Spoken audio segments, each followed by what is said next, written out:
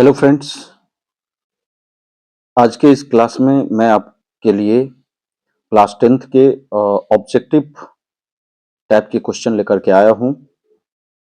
उम्मीद करता हूं कि आपके बोर्ड एग्जाम की तैयारी में हेल्प करेगा, सहायता करेगा। तो चलिए मैं आपको जो इम्पोर्टेंट क्वेश्चन हैं वो सारे कुछ सारे क्वेश्चनों का डिस्कशन करवा देता हूं। अपने नोटबुक में आप नोट कर लें और इसे याद जरूर कर लें। आपके आने वाले बोर्ड एग्जाम में बहुत हेल्पफुल होने वाला है। तो सबसे पहला क्वेश्चन जो है वो है, प्रकाश संश्लेषण की क्रिया होती है हरे पौधों में होती है। मनुष्य एवं अन्य जो मांसाहारी जीव हैं उनमें पाचन जो है वो नहीं कर सकता है। किस चीज का पाचन नहीं कर सकता? वो सेल्यूलोज का नहीं कर सकता। मनुष्य या अन्य मांसाहारी सिर्फ और सिर्फ ये जो गाय भैंस बकरी होता है वे सारे के सारे जो है वो सेल्यूलोज का पाचन कर सकता है। निम्न में से परजीवी पादप का उदाहरण कौन सा है? तो ये आपका कस्टूटा है। ये बैक्टीरिया नहीं होगा, विषाणु नहीं होगा, कवक नहीं होगा। मनुष्य के मुख्य गुहा में कितने जोड़े लार ग्रंथियां पाई जाती है? तो आपके 4 जो जोड़े लार ग्रंथियां पाई जाती है। दांत के सबसे ऊपरी परत की अगर बात करें तो ये इनामेल है।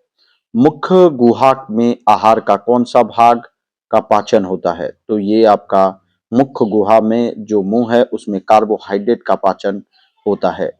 स्वपोषी पोषण के लिए आवश्यक है यह आपका पर्णहरित होना चाहिए, क्लोरोफिल, सूर्य की प्रकाश होना चाहिए, कार्बन डाइऑक्साइड होना चाहिए, यानी ये सभी के सभी होने चाहिए। प्रकाश संश्लेषण की क्रिया में ऑक्सीजन बाहर निकलता है। क्या निकलता है? जब प्रकाश संश्लेषण की क्रिया होती है तो फिर ऐसे स्थिति में प्रकाश संश्लेषण की क्रिया, जैसे आप देख सकते हैं 6CO2 है प्लस 12H2O है और आपका ये ग्लूकोज बनता है C6H12O6 और सनलाइट और क्लोरोफिल की उपस्थिति में, और ऑक्सीजन इसमें से निकलता है। और ऑक्सीजन बाहर निकलता है। कहाँ से निकलता है? प्रकाश संश्लेषण की क्रिया में ऑक्सीजन बाहर निकलता है ग्लूकोज से या डिक्टोयोज्म से या जल से।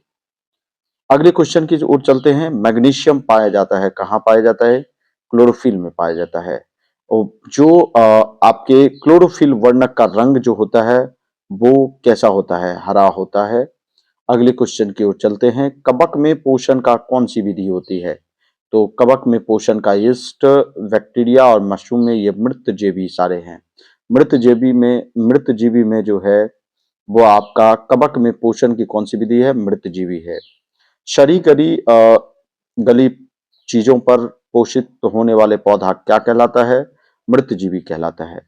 पत्तियों में गैसों का आदान प्रदान कहाँ से होता है? रंध्र से होता है। शरीर की सबसे बड़ी ग्रंथि कौन सी है? ये आपका यकृत है। जो नेक्स्ट क्वेश्चन है वो है, प्रकाश संश्लेषी अंगक में इनमें से कौन से हैं? तो ये आपका हरित लवक है। प्रकाश संश्लेषण की इकाई क्या है? ये क्लोरोफिल अणु है। जैव प्रक्रम के अंतर्गत कौन सा आता है? कौन आता है? तो ये आपका जैव प्रक्रम पोषण होता है, श्वसन होता है, उत्सर्जन, ये सभी आता है। निम्न से कौन सा पोषण की विधि है? तो आपके स्वपोषण परपोषण दोनों है। अगले क्वेश्चन की ओर चलते हैं। क्वेश्चन है कि पर्ण हरित का मुख्य कार्य क्या है? प्रकाश ऊर्जा को अवशोषित करना पर्णहरित का मुख्य कार्य है। रसायन स्वपोषण के अंतर्गत मुख्यतः कौन आते हैं? तो ये आपका अहरित बैक्टीरिया रसायन स्वपोषण के अंतर्गत मुख्यतः आते हैं। परजीवी पादप का उदाहरण है, तो परजीवी का कौन सा है? कस्कुटा है। और उसके बाद नेक्स्ट क्वेश्चन है कि प्रकृति में ऑक्सीजन का संतुलन कैसे बनता है? प्रकाश संश्लेषण के थ्रू बनता है। आंत्र रस कहाँ से स्रावित होता है? छोटी आंत से होता है। पित्त कहाँ से स्रावित होता है? तो पित्त यकृत से, लीवर से होता है। और उसके बाद है पित्त इस भोज पदार्थ का विखंडन करता है, वसा। उसके बाद पैसीकरण क्या है? वसा के जटिल अणुओं को सरल ड्रॉपलेट्स में रूपांतरण करना। जठर रस की अम्लता किसके कारण से होता है? हाइड्रोक्लोरिक अम्ल के कारण से होता है। मृत जीवी पोषण में भोजन का पाचन कहाँ से होता है? कोशिका के बाहर होता है। नेक्स्ट अगले क्वेश्चन की ओर चलते हैं और क्वेश्चन आपका ये रहा, आमाशय में कौन सा अम्ल पाया जाता है? ध्यान रखिएगा, HCl पाया जाता है, HCl पाया जाता है। अगले क्वेश्चन की ओर चलते हैं। जो विली है, जिसको हिंदी में प्राकून कहते हैं, इसका कार्य क्या है? तो पाचित भोज पदार्थ का अवशोषण करना। निष्क्रिय पेप्सिनोजन को सक्रिय पेप्सिनोजन में कौन बदलता है? हाइड्रोक्लोरीन का काम है पेप्सिनोजन को सक्रिय पेप्सिन में बदलना। पाचन का उद्देश्य क्या है? पाचन का उद्देश्य है भोजन को जटिल तत्वों में सरलतम रूप में बांटना, सरलतम तत्वों को सुचारू रूप से अवशोषण करना, भोजन में ऊर्जा की प्राप्ति। छोटी आंत में पूर्ण पाचन पचा भोजन क्या कहलाता है? चाइल कहलाता है। दंत क्षरण या दंत क्षय क्या कहलाता है? दांत का टूटना दंत क्षय या दंत कहलाता है। दांत के इनामेल का मृदुकरण कैसे होता है? जीवाणु द्वारा उत्पन्न अम्ल से होता है। दंत प्लाक कैसे बनता है? मुंह के खाद्य कणों एवं जीवाणु से बनता है। पेप्टिक अल्सर होता है, ये आपको लंबे समय तक भूखे रहने से अल्सर नामक रोग हो जाती है, इसीलिए ज्यादा व्रत नहीं करना चाहिए। अगले क्वेश्चन है, शाकाहारी जीवों में छोटी आंत की लंबाई कैसी होती है? अधिक होती है। मनुष्य एवं अन्य मांसाहारी जीव इसका पाचन नहीं कर पाता है, सेलुलोज का। अभी हमने इस पर क्वेश्चन डिस्कस भी किया। इनमें से स्वपोषी कौन सा है? तो ये आपका हरे पौधा है। पौधे प्रकाश संश्लेषण से इसे बनाते हैं, कार्बोहाइड्रेट से बनाते हैं। प्रकाश संश्लेषण से इसे बनाते हैं कार्बोहाइड्रेट। हरे पौधों में रक्षित आंतरिक ऊर्जा किस रूप में होता है? मंड के रूप में होता है। प्रकाश संश्लेषण में प्रकाश ऊर्जा रूपांतरित होता है, रासायनिक ऊर्जा में होता है। पौधे नाइट्रोजन किस रूप में प्राप्त करते हैं? आपको नाइट्रेट के रूप में और नाइट्राइट के रूप में करते हैं। यह जीव भोजन का विघटन अपने शरीर से बाहर करता है, यीस्ट, फफूंद या मशरूम के रूप में। यह अस्थायी प्रबंध की मदद से भोजन ग्रहण करता है, युग्लिना जो है अस्थायी प्रबंध से भोजन का ग्रहण करता है। शरीर की सतह से पोषण, श्वसन और उत्सर्जन इसके मुख्य लक्षण। अमीबा शरीर की सतह से ही अमीबा जो है वो आपका पोषण, श्वसन और उत्सर्जन करता है। एंजाइम की भूमिका हमारे शरीर में किस रूप में होती है? जैव उत्प्रेरक के रूप में होता है। लार एमिलेज का कार्य क्या है? जटिल मंड अणु को शकरा में खंडित करना लार का काम है। क्रमांकुचन गति कहाँ पाई जाती है?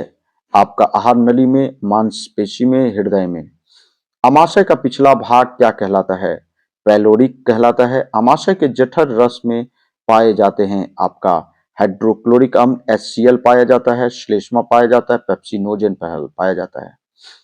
अगले क्वेश्चन की ओर चलेंगे। क्वेश्चन आपके सामने में है। क्वेश्चन है कि यह भोजन के हानिकारक बैक्टीरिया को नष्ट कर देता है। ये आपका हाइड्रोक्लोरिक अम्ल है जो बैक्टीरिया को नष्ट कर देता है। प्रोटीन का पाचन कहाँ से शुरू होता है? आमाशय में प्रोटीन का पाचन शुरू होता है। पाचन की क्रिया पूर्ण होती है कहाँ होती है? छोटी आंत में होती है। छोटी आंत का दीवार में पाई जाने वाली ग्रंथियों को, स्राव को क्या कहते हैं? आंतरस, जठररस, सक्कस, एंटेरिकस सभी कहते हैं। मनुष्य के मुख गुहा में कितने लार ग्रंथि? अभी हमने कहा आपको 3 लार ग्रंथि होती है। अमाशय के अग्र भाग को क्या कहा जाता है? कार्डिक कहा जाता है। मुख गुहा का पिछला भाग क्या कहलाता है? ग्रसनी कहलाता है। छोटी आंत एवं बड़ी आंत के जोड़ पर पाई जाती है सिक्किम पाई जाती है। छोटी आंत में भोजन के पाचन में निम्नलिखित में से किस रस का भूमिका होती है? तो आपका अग्नाशयी रस, पित्तरस, आंतरस सभी पाई जाती है। उसके बाद है अमाशय में अधपचे भोजन जो होती है ले के समान, उसको क्या कहते हैं? काइम कहते हैं। ग्लूकोज का निर्माण होता है अप्रकाशिक अभिक्रिया में होती है।